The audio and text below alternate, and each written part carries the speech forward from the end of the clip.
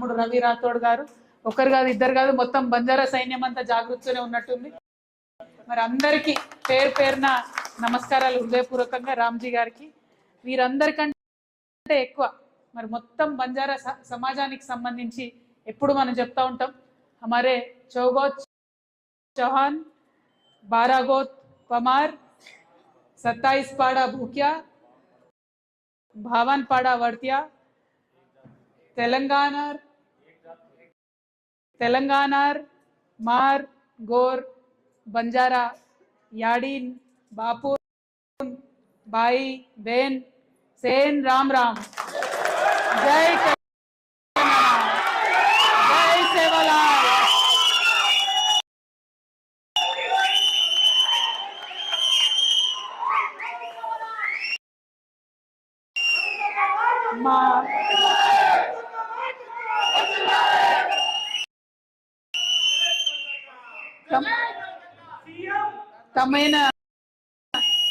తమేనా 287వ సేవాలాల్ మహారాజ్ గారి జయంతి సందర్భంగా శుభాకాంక్షలు తెలియజేస్తాం. అట్లానే ఇవాళ మహాశివరాత్రి సందర్భంగా కూడా అందరికీ మహాశివరాత్రి శుభాకాంక్షలు కూడా తెలియజేస్తా ఉన్నాం. మరి ఆధ్యాత్మిక గురువుగా సేవాలాల్ గారి గురించి మనం మాట్లాడుకుంటా ఉంటాం. కానీ ఆధ్యాత్మికతతో పాటు ఒక సంఘ సంస్కర్తగా ఆయనకు చాలా గొప్ప పేరు. ఆధ్యాత్మిక గురువులు పరలోకం గురించే చెప్తారు, కానీ సేవాలాల్ మహారాజ్ మాత్రం ఇహలోకంలో మనం ఎట్లా ఉండాలి, మంచి మనుషులుగా ఎట్లా ఉండాలి అనే ఆలోచన చేసి చెప్పినటువంటి వ్యక్తి.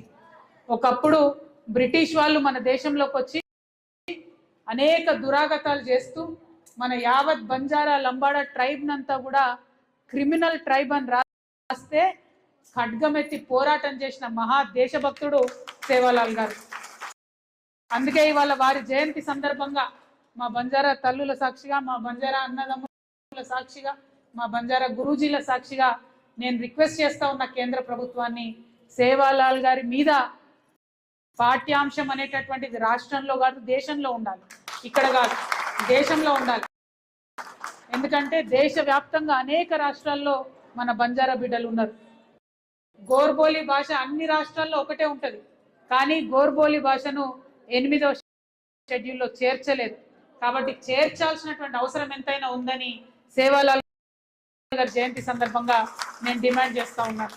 మరి వీటితో పాటు మామూలుగా ఎక్కడికి పోయినా తండాలలో అత్యంత పేదవాళ్ళు ఉంటారు, చాలా కష్టపడి జీవితం గడుపుతూ ఉంటారు. పోయి అడవులను కొట్టుకొని 2 ఎకరాలో 3 ఎకరాలో 4 ఎకరాలో వాళ్ళ చేతనైనంత, వాళ్ళ కుటుంబ సభ్యుల చేతనైనంత యావత్ కుటుంబం అంతా కూడా పనిచేస్తూ ఉంటుంది పొలంలో. ఆ పొలం పండితేనే, దుక్కి దున్నితేనే, చెమట ఓడిస్తేనే 3000 నోట్లోకి పోయే పరిస్థితి ఉంటుంది తప్పితే గొప్ప గొప్ప వాళ్ళు తక్కువ మంది ఉన్నారు బంజారాలలో. అంటే పేదల పక్షాన ప్రభుత్వాలు ఆలోచన చేయాలి. మన బంజారా అక్క తెల్లలకు అనేక కష్టాలు చూసిన తెలంగాణ రాకముందు. తండాలలోకి అప్పుడు పోతే తెలంగాణ రాకముందు సూర్యాపేట దగ్గర ఆడబిడ్డల్ని అమ్ముకున్నటువంటి పరిస్థితి ఉండే అప్పుడు. కానీ ఇప్పుడు నెమ్మదిగా బయట పడుతున్నాం, గడ్డకు పడుతున్నాం, కానీ ఇంకా పేదరికం మొత్తం పోలేదు.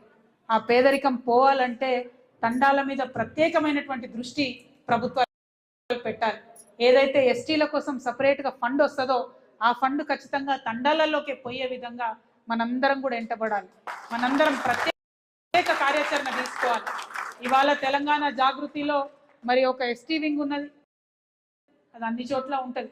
కానీ తెలంగాణ జాగృతి మెయిన్ బాడీ మొత్తంలో ప్రధానంగా ఒక వర్కింగ్ ప్రెసిడెంట్గా రూప్ సింగ్ అన్నను పెట్టుకోవడానికి ఒకటే ఒక కారణం, ఎందుకంటే వెనుకబడ్డ జాతిని ముందుకు తీసుకురావాలంటే ఒక ప్రత్యేక కార్యాచరణ ఉండాల్సిందే.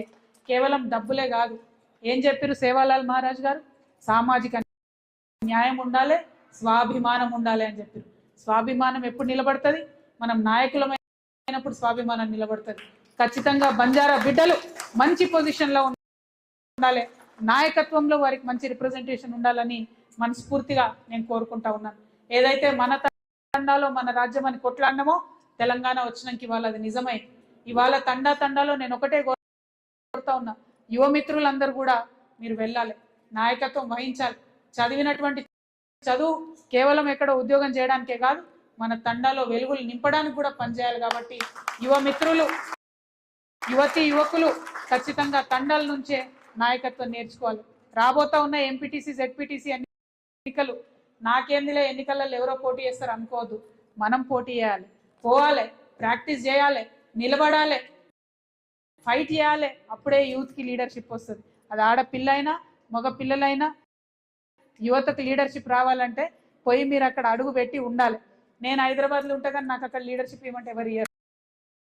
అందుకని ఎవరైతే లీడర్షిప్ చేయాలనుకుంటారో ఖచ్చితంగా గ్రామాలకు తరలాలని చెప్పి నేను కోరుతా ఉన్నాను.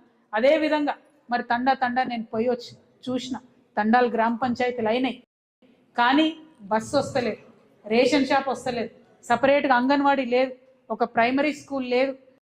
ఏఎన్ఎం ఉంటే ఆమె 10 తండాలకు కలిపి ఒక ఆమె ఉంటే ఎప్పుడు వస్తుందో ఎప్పుడు రాదో అనేటటువంటి పరిస్థితి ఉన్నది. ఇవి కొద్దిగా మారాలంటే ఏదైతే నిధులు మనకు వచ్చినాయో, గ్రామ పంచాయతీలుగా వచ్చినాయో, నేను ముఖ్యమంత్రి గారిని డిమాండ్ చేస్తూ ఉన్నా, ప్రతి తండాకు మీరు సపరేట్గా 25 లక్షల రూపాయలు ఇవ్వాల్సిందే. అక్కడ గ్రామ పంచాయతీ ఆఫీసులు కట్టాల్సిందే, అంగన్వాడీలు కట్టాల్సిందే, రేషన్ షాపులు పెట్టాల్సిందే. దానికోసం ప్రతి తండాను ఫోకస్ చేయాలని చెప్పి నేను డిమాండ్ చేస్తూ ఉన్నా. మరి అదేవిధంగా హైదరాబాద్లో జిహెచ్ఎంసీ ఎన్నికలు వస్తూ ఉన్నాయి. ఈ జిహెచ్ఎంసీ ఎన్నికలలో కేవలం 5 సీట్లు బంజారాలకు ఇస్తున్నామని చెప్పారు. ఎందుకు ఇస్తున్నారు అని అంటే దానికి ఏమీ లాజిక్ లేదు. ఎందుకోసము అని అంటే 6% మాత్రమే పట్టణాలలో ఉంటారని చెప్తా ఉన్నారు. మరి జనాభా లెక్కలు ఎప్పుడు చేసిరు? మీరు 2011లో చేసిరు. ఆ లెక్కలతో ఇప్పుడు లెక్కలు సరిపోతాయా? ఇప్పుడు లెక్కలు కంపేర్ చేయగలుగుతామా? అంటే 300 సీట్లలో కేవలం 5 సీట్లు మాత్రం ఎస్టీలకు రిజర్వేషన్. ఆ ఎస్టీలలో మళ్ళీ ముఖ్యమంత్రి గారు ఈ విషయంలో చాలా ముందట పడి బంజారాలకు ఇతర ఎస్టీ జాతులకు లొల్లి పెట్టిస్తూ ఉంటాడు ఆయన ఎప్పుడు కూడా.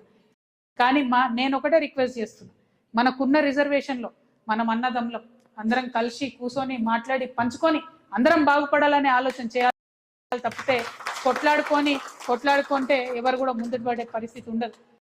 కాబట్టి జాగృతిలో ప్రయత్నం చేసినాం, బంజారా టీం సపరేట్గా పెట్టుకున్నాం, ఆదివాసీ టీం కూడా బలంగా పెట్టుకున్నాం. ఎందుకంటే ఆదివాసీల హక్కుల కోసం కూడా మనం కొట్లాడతాం, బంజారాల హక్కుల కోసం కూడా మనం కొట్లాడతాం. అందరం సమంగా కలిసి ముందుకెళ్లాలనేటటువంటి ఆలోచన చేద్దాం దయచేసి. దానికోసం నేను కోరేది ఒకటే, ఏదైతే ముఖ్యమంత్రి గారు మరి ఈ పంచాయతీలు పెట్టుడు బంద్ చేసి ఎంత రిజర్వేషన్ ఏదైతే 10% జీవో 33 ప్రకారం ఇచ్చిందో ఆ రిజర్వేషన్ ఇలా అమలవుతుందా లేదా ఒక వైట్ పేపర్ ఇవ్వాలని చెప్పి నేను డిమాండ్ చేస్తున్నా. పోయిన 2.5 సంవత్సరాల్లో 10% లెక్కన అడ్మిషన్స్ వచ్చినాయా, 10% లెక్కన ఉద్యోగాలు వచ్చినాయా, 10% లెక్కన ప్రమోషన్స్ వచ్చినాయా అన్న విషయాన్ని ప్రజలకు తెలిసేలాగా చెప్పాలని చెప్పి నేను డిమాండ్ చేస్తా ఉన్నా.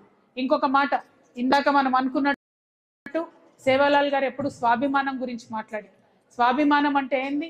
మన సాంస్కృతిక ప్రతీకలు మన రాజధానిలో ఉండాలి. మన సంస్కృతికి సంబంధించి మనం ఆరాధ్య దైవంగా భావించే సేవాలాల్ గారు హైదరాబాద్లో ఉండాలి. కానీ ముఖ్యమంత్రి గారు అచ్చంపేట అడవులలో కడతా అంటుండు 20 ఎకరాలు పెట్టి, అక్కడ కూడా ఇవ్వండి, కానీ హైదరాబాద్లో మా జాగా మాకు ఉండాల్సిందే, హైదరాబాద్లో సేవాలాల్ గారి విగ్రహం ఉండాల్సిందే అని నేను కోరుతా ఉన్నా. ఇంకొక మాట, స్వాభిమానం అంటే, రాజకీయ ప్రాతినిధ్యం అంటే ఇది నిజంగా ఈ గవర్నమెంట్ ఎంత దారుణం అంటే, ఉమ్మడి ఆంధ్రప్రదేశ్ చరిత్రలో ఎన్నడూ కూడా లంబాడాస్ మినిస్టర్ లేకుండా లేరు. కేవలం రేవంత్ రెడ్డి గారి ప్రభుత్వంలో మాత్రమే లంబాడాలకు మంత్రి పదవి రాలేదు. ఖచ్చితంగా లంబాడాలకు మంత్రి పదవి ఇవ్వాలని చెప్పి నేను డిమాండ్ చేస్తా ఉన్నాను. అదేవిధంగా మరి చాలా మాటలు ఇచ్చిరుగో, ఈ పేజ్ నిండా మాటలు చెప్పిండ్రు ఎన్నికల ముందు. ఏమని చెప్పిండ్రు? మనకు ఎప్పుడైతే కాంగ్రెస్ పార్టీ అధికారంలోకి వస్తే ప్రతి కుటుంబానికి 12 లక్షల రూపాయలు ఇస్తామని చెప్పింది. ఎక్కడన్నా వచ్చిందా? ఎవరికన్నా వచ్చిందా? ఆగాక 12 లాక్ రాలే కదా, మరి ఇయ్యాలే కదా. అదేవిధంగా ప్రతి కాంట్రాక్ట్లో ఎస్టీలకు అవకాశం ఇస్తామని చెప్పింది, దాని గురించి ఊసేలేదు. అదేవిధంగా ఇందిరమ్మ ఇండ్ల పథకం ఇస్తే జాగా ఇచ్చి జాగాతో 6 లక్షలు ఇస్తామని చెప్పింది. ఇప్పుడు మా పున్నిబాయి, మా దేవిబాయి మాకు లొల్లి పెడతా ఉంటుంది, మా